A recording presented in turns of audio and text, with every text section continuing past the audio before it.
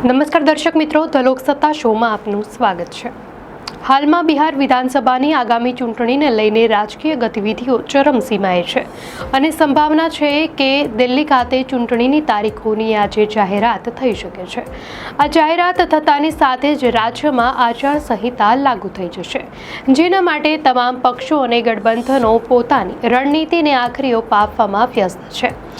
બિહાર વિધાનસભાનો વર્તમાન કાર્યકાળ 22 નવેમ્બર 2025ના રોજ સમાપ્ત થતો હોવાથી આ ચૂંટણીઓ સંભવતઃ નવેમ્બર મહિના દરમિયાન યોજાય તેવી ધારણા છે। કેન્દ્રીય ચૂંટણી પંચના સંકેત મુજબ બિહારનો મુખ્ય તહેવાર છઠ પર્વ પૂર્ણ થયા બાદ મતદાનની પ્રક્રિયા શરૂ થઈ શકે છે। ચૂંટણી પંચે આ ચૂંટણીઓ પૂર્વે તેની તમામ તૈયારીઓને આખરી ઓપ આપ્યો છે। રવિવારે દેશના મુખ્ય ચૂંટણી કમિશનર જ્ઞાનેશ કુમારે પટનામાં પત્રકાર પરિષદ યોજીને એસઆઈઆર પ્રક્રિયાની સફળતાપૂર્વક પૂર્ણાહુતિની જાહેરાત કરી હતી। આ પ્રક્રિયા બાદ બિહારમાં મતદારોની સંખ્યા હવે 7.42 કરોડ થઈ ગઈ છે।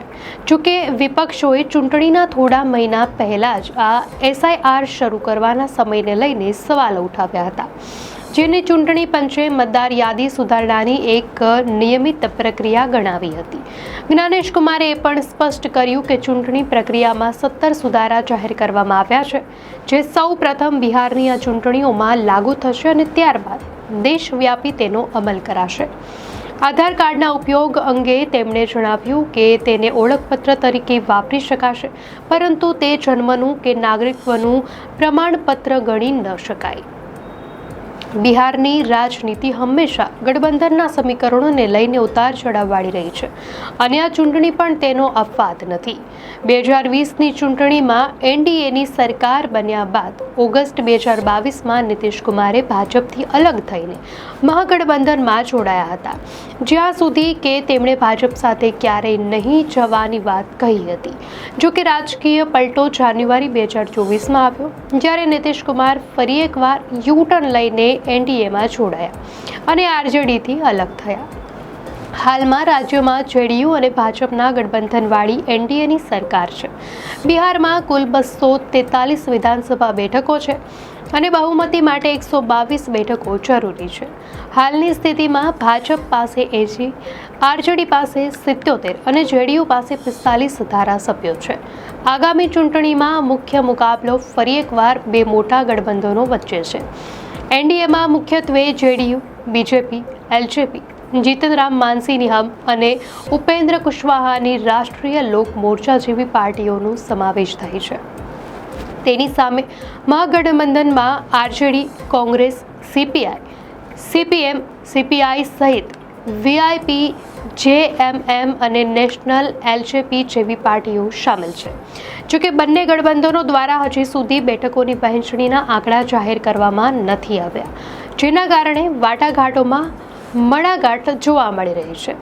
આ ઉપરાંત નીતિશ કુમારના સ્વાસ્થ્ય અને તેમના ઉત્તરાધિકારી અંગેની અટકળો તેમજ રાજકીય વ્યૂહરચનાકારમાંથી રાજકારણી બનેલા પ્રશાંત કિશોરની એન્ટ્રી પણ આ ચૂંટણીને વધુ રસપ્રદ બનાવે છે।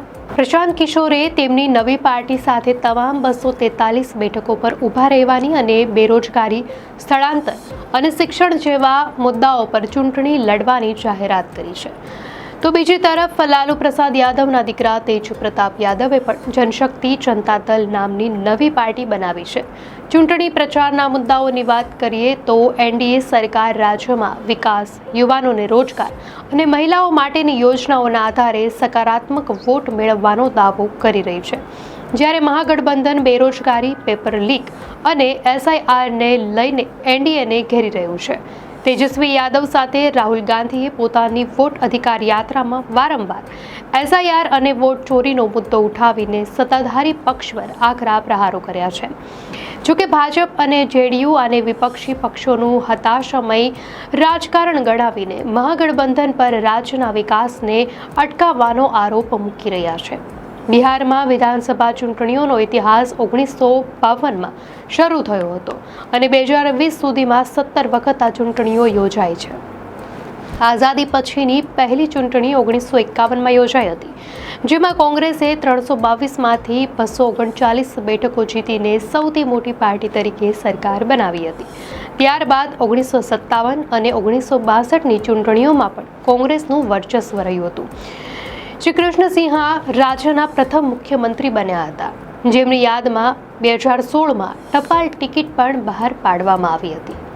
આ વખતે બિહારની જનતા માટે આ ચૂંટણી પક્ષોના વારંવારના ગઠબંધન પરિવર્તનને ધ્યાનમાં રાખીને એક નિર્ણાયક અને રસપ્રદ જંગ સાબિત થશે. દર્શક મિત્રો, આ અંગે આપની શું પ્રતિક્રિયા છે અમને કોમેન્ટમાં ચોક્કસથી જણાવશો.